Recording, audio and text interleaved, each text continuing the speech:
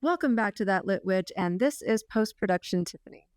So I say this, I think, in pretty much every single one of my videos, but eventually I will get the hang of actually recording a video chronologically in the right way. But this is clearly not going to be the video where that happens. Basically, this tutorial is going to be all about creating the high-low skirt that I have been wearing quite a bit lately in many different varieties. This is honestly one of my favorite skirts to make because I can make it pretty much at any length. And it is actually really easy to put together once you kind of get the hang of it. There's absolutely no pattern to make this skirt. It's really just knowing a couple of basic measurements and having a tape measure on hand. And that's really about all that you really need to get going. And then just picking out what type of fabric that you really want to use. A couple things before we actually get into the video of creating the skirt itself. You're definitely going to want to make sure that you find a good fabric. So I usually opt for something that is either a linen or 100% cotton fabric. You can definitely use like a poly blend or something like that. This here is actually 100% cotton, and I found it on Etsy. It wasn't too expensive. I ended up getting a bunch of it. I think this here was like, I want to say 8 yards or so that I ended up buying, and I used the majority of it for the skirt, but I had enough left over that I ended up making this cute little crop top to kind of go with it. And I had still enough left over that I made some cuttings for a 18th century stays as well. So that is still in the process of getting done. That's going to be for like a later project or something entirely different. But I'm really, really happy with how everything really came together. And definitely, you can pretty much use, like I said, anything that you really want. Just make sure it's something that is non-stretch and you will be good to go. And for those of you that are curious about the top, I did not record the creation of the top, but it's a really, really simple pattern. I ended up using a pattern from French Meadows. They have a really nice, easy chemise pattern that's on Etsy.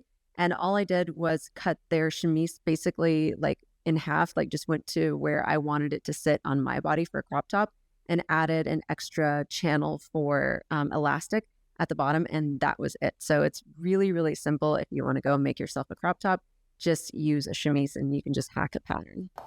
All right, jumping right in, this is going to be your pattern for the majority of your skirt. This is a negative pattern, and for a 28-inch waist, which is for mine, I would normally be doing a 4.5-inch radius if I was not going to be gathering anything at all. Since I am going to be gathering this skirt quite a bit, and this is probably going to fit anybody from a small to a medium, I'm going to be doing a 9-inch by 9-inch radius for this one. And I'm just measuring this out first for my 1/8 circle skirt pattern or panel. And this is going to be 15 inches. And to do this, all I'm doing is I've folded my fabric in half, and this pattern piece or the negative pattern goes right into the corner. I mark it with my handy dandy little chalk marker there and then just cut the piece out. So the first panel is a 1/8 circle skirt pattern panel, and that one, like I said, is only 15 inches. Your sides of this particular skirt, if you're doing the high-low, is going to be 19 inches. At least for me, these are the measurements that work best since I'm 5'4". And then the back skirt or the back panel, which is a half circle skirt, is going to be 25 inches. You can do this however you want. You can measure this out to fit your height, and this is such a versatile pattern, really. You can really make this any way that you want. And then this is also taking into account that the ruffles are going to be 8-inch ruffles as well.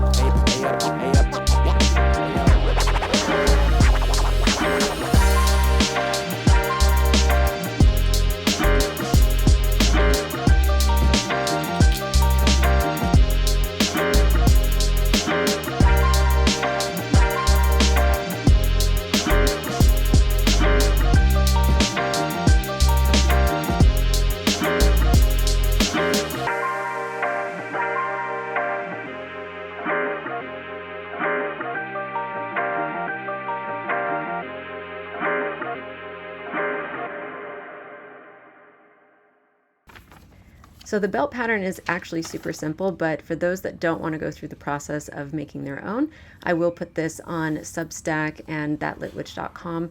But essentially it just needs to be a quarter of whatever your waist measurement is, and that is going to be for the length, and you're gonna, because that is going to be cut on the fold of whatever your fabric is, and that will equal half of your waist measurement, and that's going to be the front half of your skirt.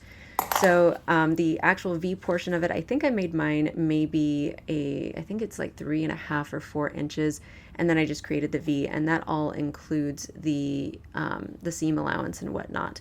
So it's pretty simple, and then make sure that you're doing one that is at those measurements, and then the second one that's going to be on the inside, you need to make sure that you're cutting out slightly bigger than the first one, because that is going to have to help cover the seams on the inside, and you're going to see what that looks like as we start moving forward with the project. By the time you're done cutting everything out, you should have quite a few panels here for your circle skirt. You should have a 1/8 piece, 2 of your quarter pieces, and 1 of your half pieces. You should also have a lot of your ruffle pieces, about 8 to 10 of those, and then 2 of your panels or your patterns there for your belt. And then I went ahead and cut out my interfacing as well using heavyweight interfacing. So at this point we have all of our pieces cut and laid out, and then off camera I went ahead and cut some of my heavyweight interference, and I prefer using heavyweight just because it adds a lot more structure, and you can totally use medium weight interference if you want. I would stay away from lightweight interference because it's not going to add quite enough structure to your band for the front of the belt, but I'm using 100% cotton interfacing for this one. It's just an iron-on. And I also have already ironed them on. So this is for this one here is the inside of the belt. I did cut this a little bit bigger than the front side of the belt, only because when we fold this over, we want it to just slightly overlap so that it covers up the inside, the seam on the inside. And you'll see what that looks like once we kind of get to that point. But this is what it looks like now that this part is all done. And I did not cut out the back of the belt that's actually going to be kind of squished together with the elastic band, because once I tend to wait until everything is done, because then I actually measure out the circumference of the rest of the skirt itself, and then I cut from there. So it gives me a little bit more of like an accurate measurement. And I know I probably should actually know exactly what those measurements are, and I don't. I wing it half the time, to be totally honest. So we're just gonna go with that. You get to see exactly how I do it, and this is how I do it. Now I'm going to be using my serger. If you don't have a serger, I'm sure it's probably totally fine. If you have any ability to get a serger, this is like one of those things, like, you will use it. It is definitely a must-have as far as I'm concerned. They are great, and you can usually get them on a payment plan like on Amazon through Firm and stuff like that. I use mine so much for all of my projects. So now that we have all of the panels, I'm going to be serging just along the edges of each side, and then I'm also going to be serging along the bottom. The reason I'm doing that is because when I actually sew each piece together, that's actually going to help me with the ruching. So I'm going to be creating all of the channels by folding them over and then sewing along that side. So it's going to help with creating a nice clean edge on the inside, and you're going to see kind of what that looks like. I know it probably sounds really weird. So all you need to know right now is just we need to serge the edges of each piece and the bottom of each piece. So in case you're wondering on my settings that I'm using for this particular project, I have this here set to a 1, I have this one set to a 3, I have this set to a 5, and then for my tension dials, I have these all set to a 6. This is sort of my standard when I'm doing pretty much any of my edge work or anything like that, and you'll see sort of how fast this goes. This will be a pretty quick thing.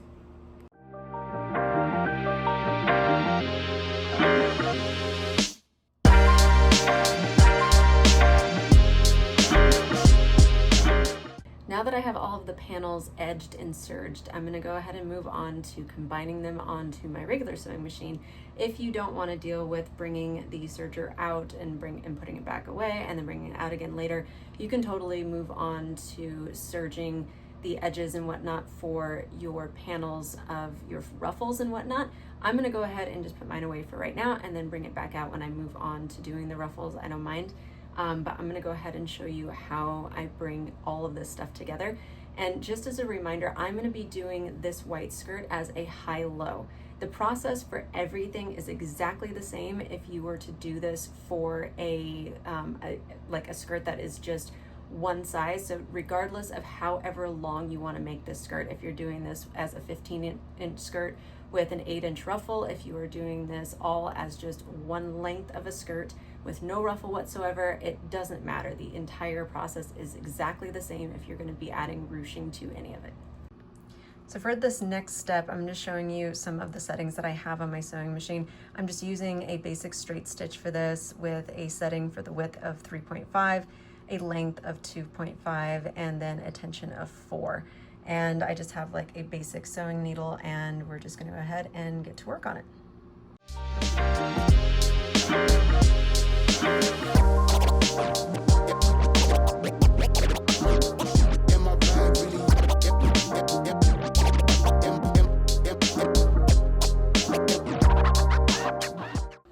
So at this point, this is what you should have, and I know it looks really, really big. That's exactly the way it is supposed to look, so don't worry if it looks like this. You're doing it right. And this here's the front, so you see the small panel there. That is exactly where it's supposed to be. You have your two side panels, and then you have your back. So at this point, we're gonna go and iron all of the seams open. Don't skip this part. I used to do it all the time, and it does come out a lot better and a lot cleaner if you go ahead and iron those seams open. So once that part is done, then we're going to sew all of those, all of our channels for our ribbon, and then add the ribbon, and then we are going to add a little basting stitch, and then basically start pulling everything all together. So yeah, it's going to come along very, very quick after this.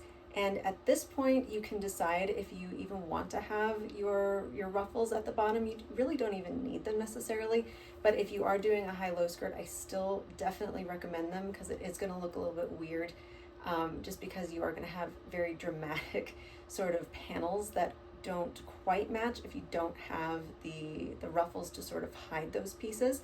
But if you have this and everything is just one like one size all the way around, or one length I should say, all the way around for all of your panels, you could definitely just leave it like that if you really wanted to. So anyway, we're gonna go and iron this and then get going on the next step.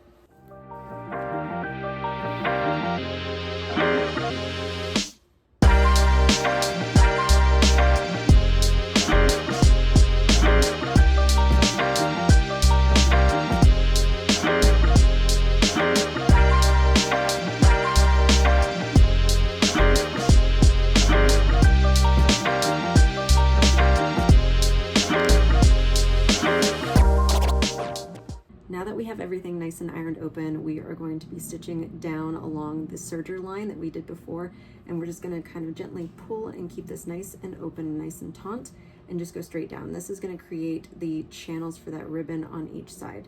So you're going to go through and do that on both sides of the seam all the way around the skirt.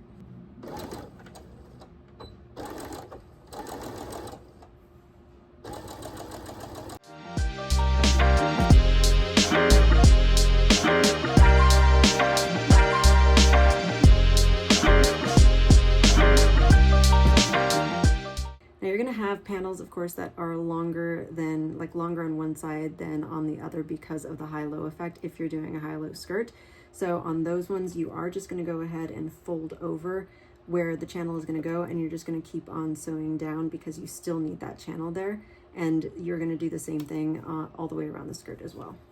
So we have our channel, which is the high-low here. Again, if you're not doing a high-low, this is going to all be one size, but here is the ribbon. So I want it to go just slightly longer than the actual skirt itself, because if I want to have everything completely completely open rather than it ruched up, I don't want a bunch of ribbon like just dangling out. So I'm gonna just have just enough there, and then I'm going to measure it on the other end, basically from the top here down, just slightly longer than that side, and that's going to give me basically the size that I need. the ends just a quick melt. Super easy. And then we're just going to feed it through.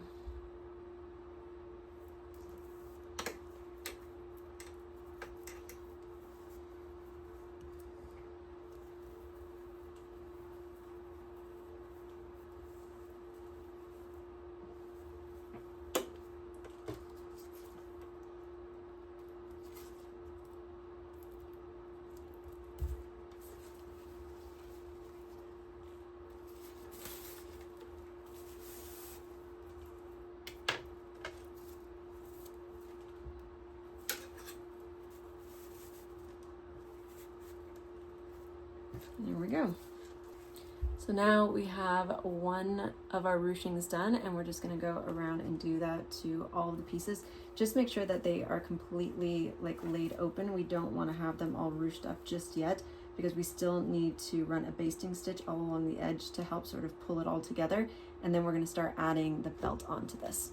Okay, the ribbon has been added to each of the respective channels, and now we are going to create a gathering stitch. I kept calling it a basting stitch. Technically, it's a gathering stitch. So to do that, it's still a long stitch. We're just going to extend the length of the stitch. On my machine, it only goes up to 5, so I've extended mine all the way to a 5. My tension, I usually just put it at like a 3.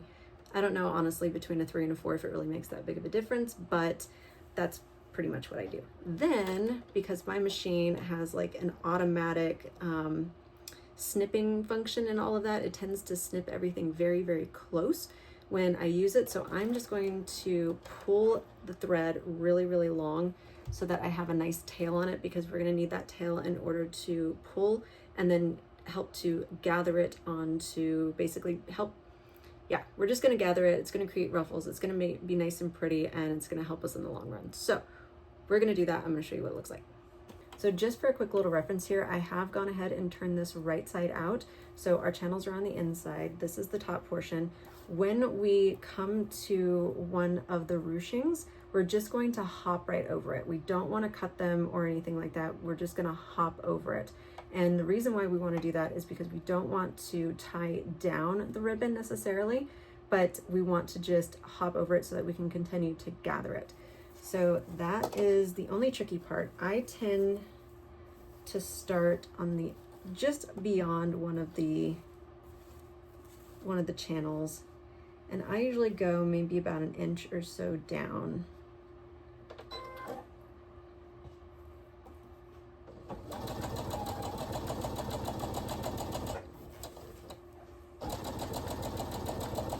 And I'll show you what that little jump looks like here.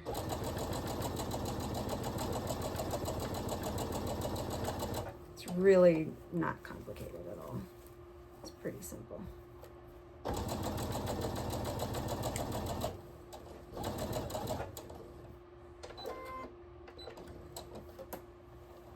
And bink. That's really all it is. Just to help myself a little bit here. And then give it a little pull.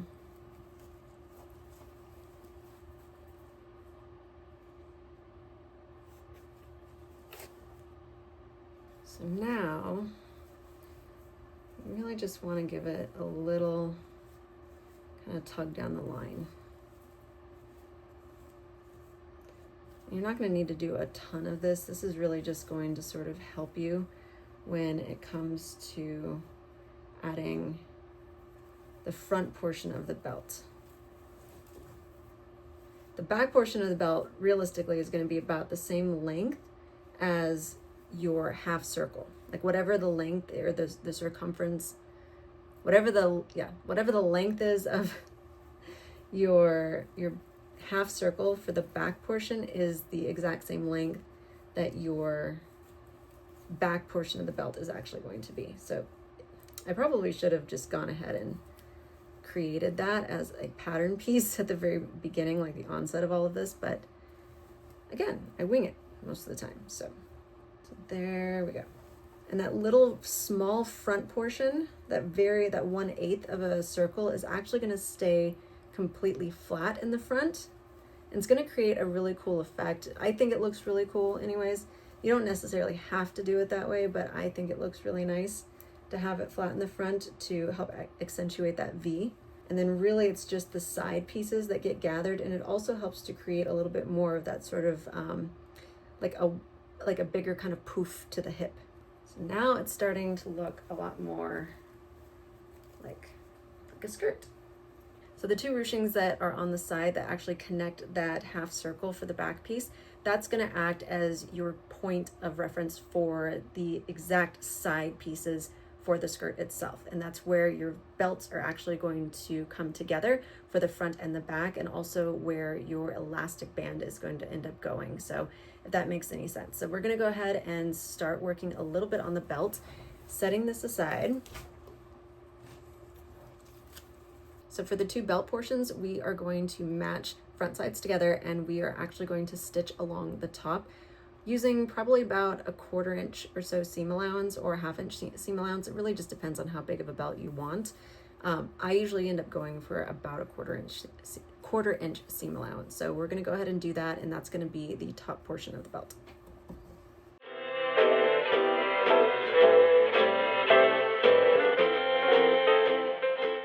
Now you should have something that looks like this, and you can trim some of this excess off if you want to, just to help kind of reduce a little bit of the bulk. But remember, your back side of it is going to be the longer side, and you're going to want to go and iron it one more time. So you're going to iron it down. Some people like to do a top stitch along the edge just to help kind of keep it down. I'm not going to do that this time because I don't really think it's totally necessary. But yeah, that's basically what it's going to end up looking like on the front. And I do tend to cut these a little bit longer than necessary. I would rather have excess that I can end up trimming off rather than having it too short, and I tend to do that as well. So just kind of bear that in mind, that a lot of these measurements and things like that, I do tend to cut extra long, just for that reason. You can always take it off, but you can't put more back on. So now this is the part that can get just a little bit tricky, so go slow with this part, okay? We're gonna go ahead and start pinning our front portion of the belt to our skirt. So stretching out your the shorter, the 1/8 circle piece of the front panel here, we're just gonna start pinning from the center our front portion of the belt. So putting the V straight down, front sides to front sides of the skirt. And we're going to start pinning. I usually go for wherever my basting stitch or gathering stitch here is, and I pretty much just go from there. And that's sort of like my starting point. And that's about, that looks like it's about center-ish, or just a little bit more. Next to the ruffles, this part takes me forever because I am very meticulous about it. And even given how meticulous I can get, it sometimes still isn't perfect, and that drives me kind of nuts. So, and that's okay. You don't have to be. And I try to line up my ruching here as close to this corner piece as I can, as that gives me a pretty good indication of sort of my center points. Now for the gathering portion, my goal is to try and get to this part of the ruching, to this back end ruching, as close to the end here, with giving at least, I need to make sure I keep at least 1 inch to 1.5 inches here on the ends, only because when I fold this over and I'm adding the back portion of the skirt, or the back portion of the belt rather, onto this, I need to have an overlap in order to actually add in my elastic. And that's going to make more sense later once we get to that point, but just know that you need to keep a good chunk here no matter what. So just bear that in mind. So again, we're just going to aim for trying to get the ruching sort of as close to about this point. So to make it easier on myself, what I try to do is just pin that there, because I know that I'm going to need it I know I'm gonna need it there. I'm just looking to see where my gather.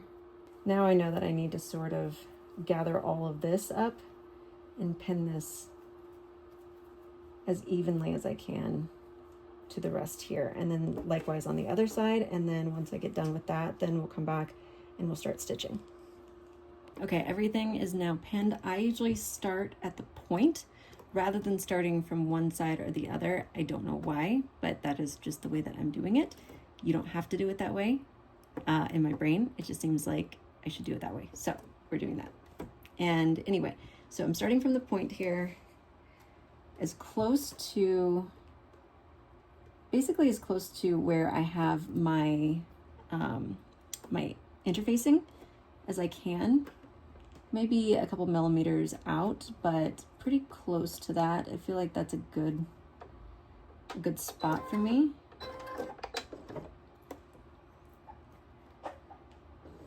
And I'm just gonna start very slow.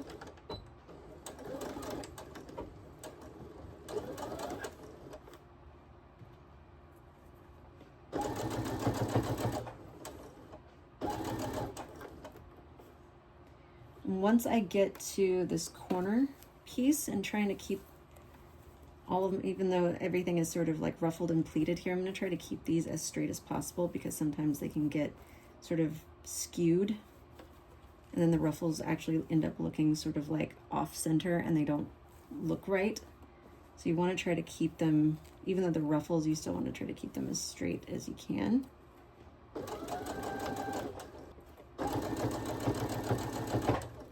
And now's the time that it's okay to actually go over the ribbons in your ruching, because at the very top point, those are going to be stationary from here on out. This is what's going to help keep it completely stationary. So when you pull it, these ribbons here are not going to pull out at all, because that would be not good. It would be an absolute, I don't even think that you would really be able to, well, I guess you could. It would be very difficult to be able to lace them back in. Not impossible, but I would imagine a little difficult. Like I said, this here is basically like our side. So I'm gonna go ahead and stop about here. And this is gonna help me be able to remember, like when I add the back of the belt, that this is the side portion.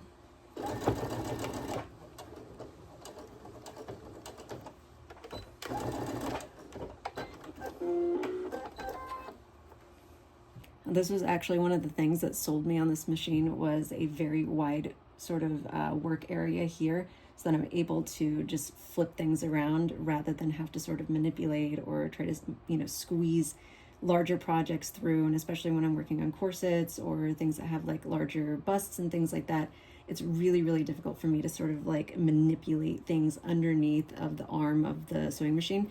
So this is really nice, but if you don't have something that is this wide, that's okay. You can still, you know, just go along the edge and just do like one straight shot. But since I have this available to me, I'm going to go ahead and do it this way. So now for the front, there's something that looks like this. So we have that nice little V in the front. One option is to add a ribbon so that it kind of accents it a little bit more. I may do that, I may not. The last couple of skirts I've done, I actually decided not to do that just because I got lazy and I didn't want to do it. But you can totally do that too. Now the reason why we do the back slightly bigger than the front is because we have sort of all of this excess here, and we're going to flip the excess up into sort of where this back portion is, and we're going to line the back with bias tape, and then that's going to help hide it. So when we actually go over this front portion here with a top stitch, it's going to help hold everything down. This is going to have a nice little piece of bias tape over it, and you're not going to see any of this seam. It's going to help be nice and hidden, and it's going to look really professional. So that's the next portion after we get the back portion and the elastic put in. So this part, like I said, it gets a little bit tedious, but it comes out looking really, really nice if you take your time with it. So because I should absolutely know these measurements, and I don't, I really don't, I am going to measure the width, or the length, I should say. It's been a day. It's been a week. It's been a year already. So we're gonna measure to see how big of a, or how long of a belt that we need to make. But this is gonna need to be about 32 inches long, and each piece is gonna need to be, I can't remember how big I made these, 3 inches by about 3.5. So one side 3 inches, one side 3.5. And we're gonna write that down. So now that I have these measurements for the back portion of the belt, I'm gonna go and cut those out. We do not need to interface those because we need this to be nice and loose so that we can add the elastic band to it and it doesn't end up getting too stiff. We want it to be nice and loose so that it scrunches really nice and prettily, very prettily. And then we can start adding that to the next portion. Okay, I now have my bands cut for the back and I'm going to do the same thing that we did to the front. I'm going to stitch these ones together and then we're going to pin it to the back portion of the skirt.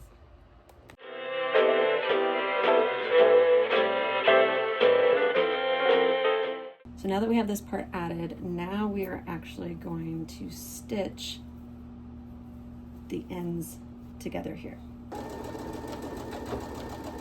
So now it has a nice seamless belt. Now this next part is a little bit on the tedious side. It is not my favorite, but it is something that adds a nice touch to it and it gives it a nice professional finish. So everything on the inside looks nice and clean. We are going to add binding or bias tape to the edge all the way around so that when it folds over, it looks nice and clean. So for this project, I am going to be using 1/2 inch double fold bias tape. For most of my other projects though, whenever I'm doing something that has to do with stays or corsets, I do tend to use satin ribbon or some sort of ribbon just because it doesn't stretch as much. But because this is a skirt, I want it to be just a little bit more comfortable since this is going to be going against the body. So this stuff works pretty well. You can find it on Amazon pretty cheap and I'll have everything linked down below.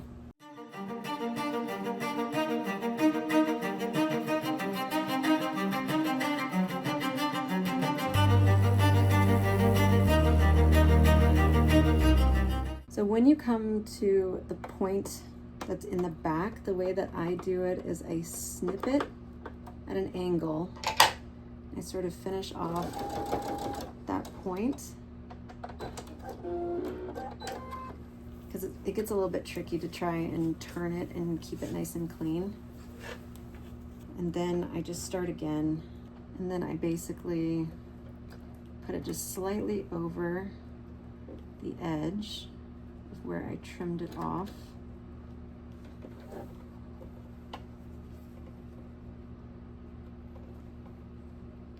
And then fold it over on the inside, and that gives me a nice clean point that no one sees from the outside. And it looks all nice and professional.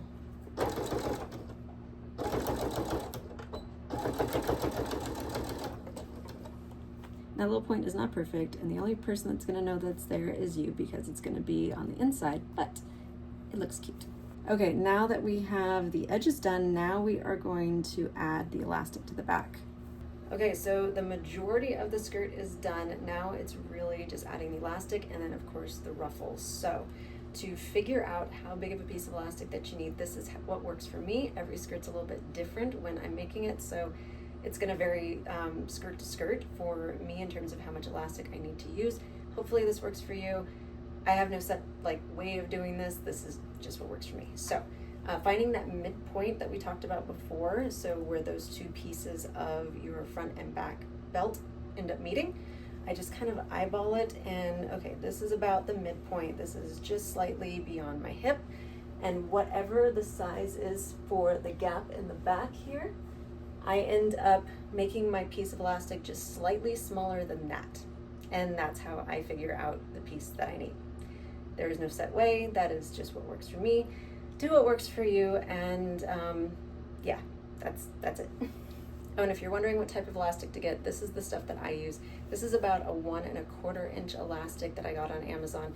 It's pretty cheap. It's really sturdy, so I love this stuff. It lasts a really long time. Yeah, I'm just gonna go ahead and cut a piece of this, and then I'm gonna show you how we add it in. Okay, we have the elastic ready to go, but before we actually get to the point of adding it in, we have to do the front of the belt. So in order to do this, we are going to fold over this back portion. So this nice, lovely bias taped front portion of, or back portion of the front of the belt. And here, I'm gonna fix this camera so you can actually see it. All right, now you're gonna see exactly why we have this piece here a little bit bigger than the front piece that's actually showing like on the front side. So all of this loveliness here, which is actually basically all of the seam that's on the inside, we're just gonna try and flip this up a little bit, or a lot, I should say. We're flipping it up. And then we are going to fold over this portion. So it all lays nice and flat, and you want this to come down so that it kind of meets everything nice and neat. Now we're going to pin this in place. Now we're going to pin this in place, but we're going to pin it from the front because we're actually going to be sewing from the front. So this is where it gets a little, like I said, a little bit tricky. We're going to actually pin it directly over the seam allowance. We're actually going to pin it over the seam of the front, or the stitch. There we go. We're going to pin it over the stitch that we made in the front. The reason we're doing that is because it's going to help guide us, because we want to make sure that when we're stitching over that stitch, basically creating a top stitch, we're absolutely sure that it's catching this back portion, because that's the whole reason that we made it longer, so that we would definitely make sure that we were catching it. Like so. And like I said, this is going to help hide all those seams. And it takes a minute, like take your time with it. And all of your seams here should match up pretty closely. It's all right if they're just a little bit off, but it should match up if you did it right. So we're gonna top stitch. I'm gonna start from the center again and work my way out on each side so that it stays nice and clean. I don't know why it works for me, but it does.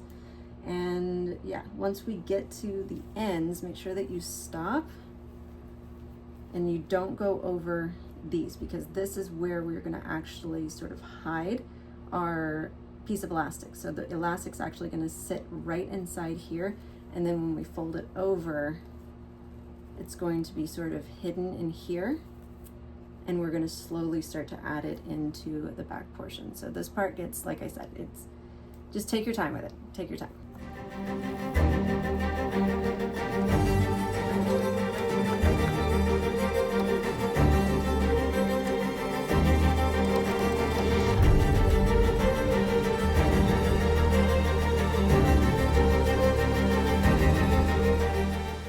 So now we have a nice clean front of the belt, and we have the back of the belt with no seams showing at all. Now we're going to take our piece of elastic, and when we look inside at the seam, we have some overlapping pieces. So right here, we're going to tuck this piece in, and we are going to stitch this down really well. So now our elastic is in there nice and snug, and it's not going anywhere.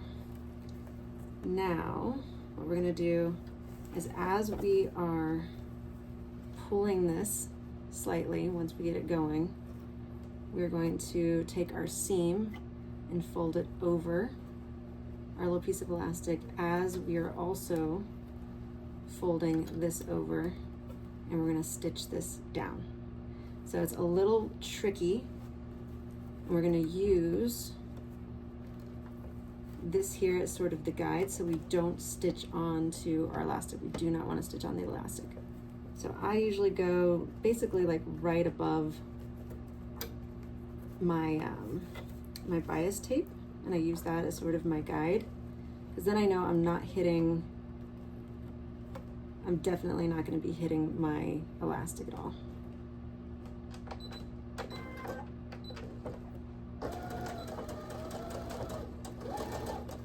Now that it's sort of kind of locked in there, I'm going to be pulling and pulling this over at the same time as we go, and tucking. So pulling and tucking, pulling and tucking. Try and make this as easy for you to kind of see as I can.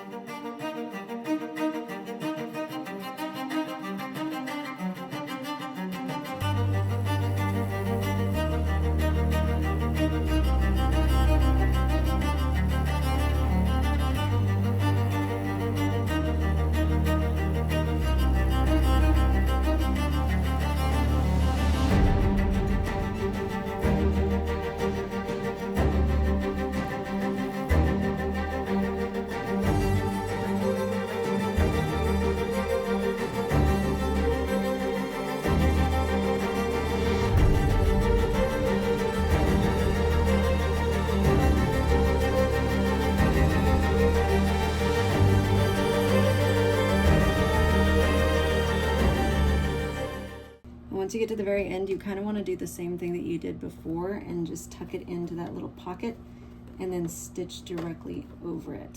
So I'm going to try and do that right now before it gets too much more difficult. So I'm just kind of holding it down, and then I'm just going to go directly sort of over it.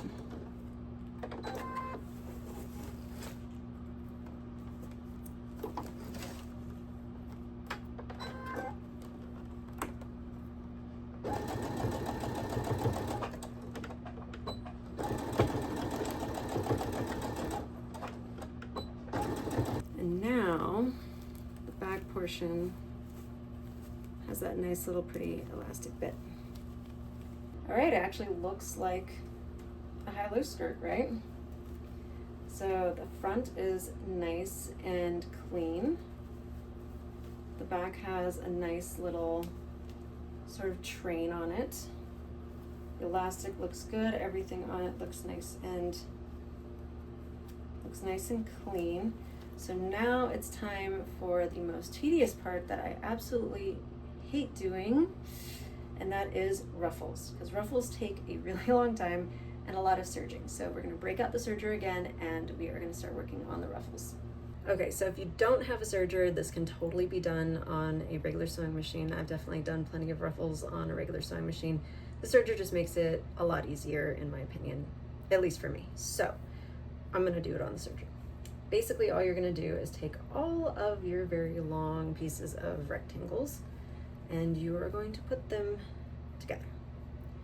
You can put them together like so.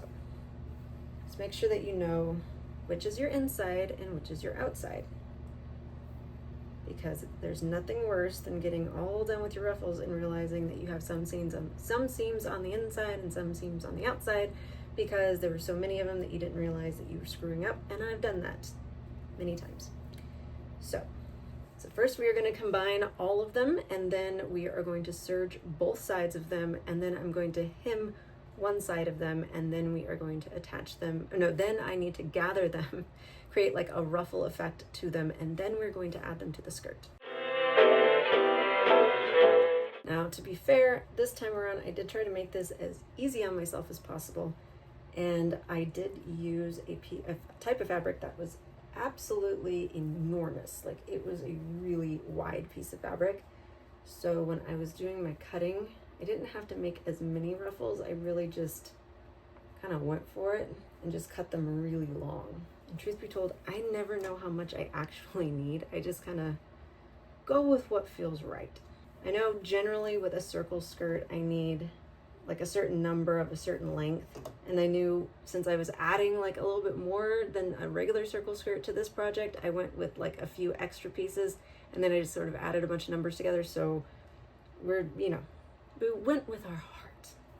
And again, I would rather have a little bit too much than not enough. Although I don't like to waste fabric, so I'm trying really hard not to be wasteful about it. If I do need to cut more, I do have a little bit more of this fabric. But realistically, I would really love if I just happen to nail it first time around. I did that on the last skirt, so let's hope. Let's hope. Hope for the best, plan for the worst, right?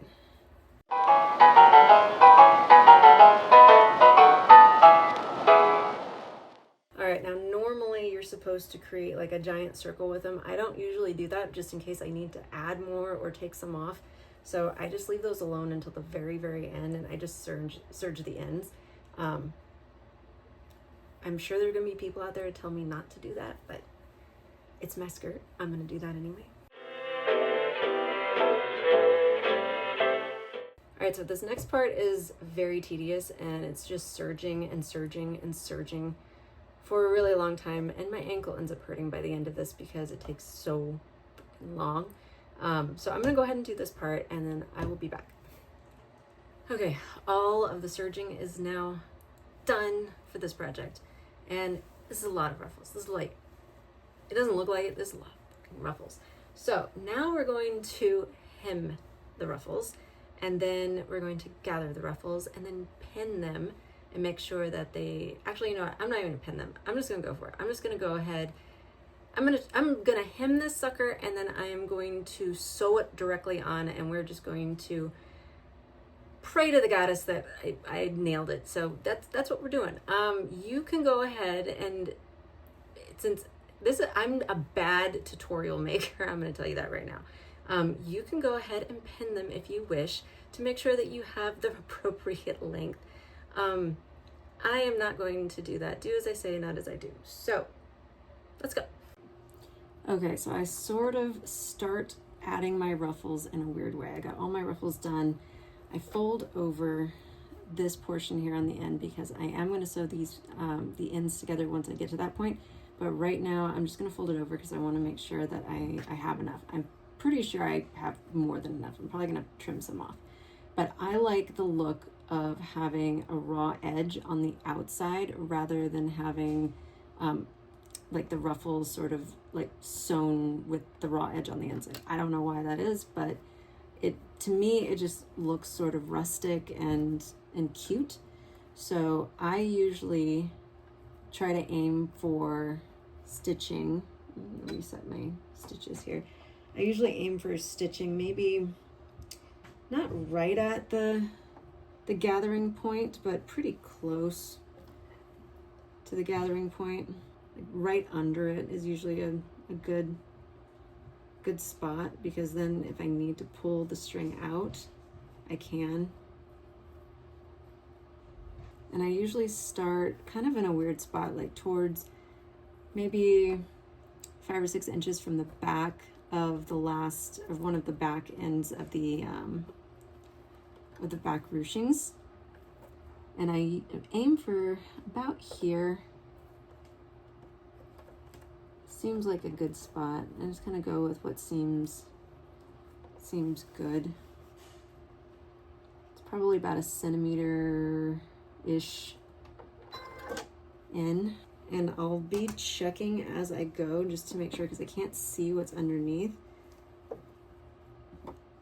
which is the only thing I got to be really, really careful of. And I'll show you what we do when we get to the high-low portions if you're doing a high-low skirt similar to mine. I'm just going to keep on going with this until I get to one of the ruchings, and then I'll show you how we start to make adjustments for the high-low. Okay, so I'm coming up to the ruching here, which is longer since this is the back panel and this is the side panel, so this is a lot shorter.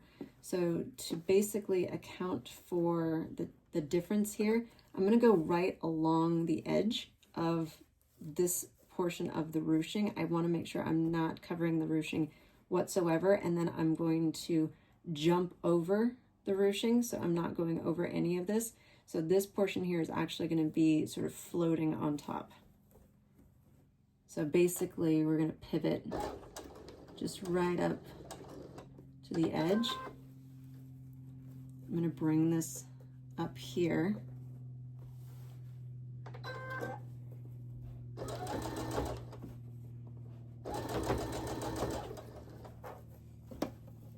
Until I get right about there.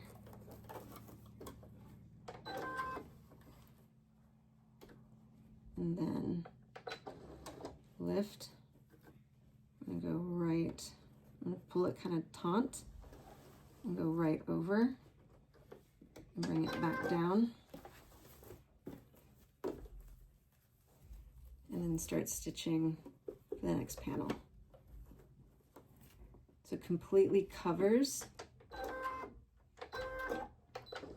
the ruching and it hides that little dip. So I'm going to finish this going all the way around doing that, and then the skirt is done. Okay, the skirt is done. The ruffles look great. They came out wonderful, very, very fluffy. Now it's time to try everything on. I've said this many times, but this skirt is absolutely beautiful. It is one of my favorite projects to work on. I've used so many different types of fabrics with it and lace, and it always comes out looking whimsical and magical. It is just absolutely beautiful, and I've gotten so many compliments whenever I wear these out. You can wear them with cottagecore outfits, you can wear them with 18th century outfits, you can wear them just with an everyday outfit. They are beautiful, and I hope you get an opportunity to make your own. And before you go, I would just like to say thank you so much for sticking around and watching. Please remember to like and subscribe so you can stay up to date on the latest tutorials, art, and behind the scenes. And a huge thank you to all of my Substack subscribers, because without you, a lot of my art and my content simply would not be possible. And shameless plug here, if you do not want to make your own outfit, you can go and check out thatlitwitch.com and customize your very own outfit, or I'm happy to work with you on designing something and helping you along your crafting journey as well. Until next time, stay happy, stay healthy, stay crafty, my friends, and I will catch you next time.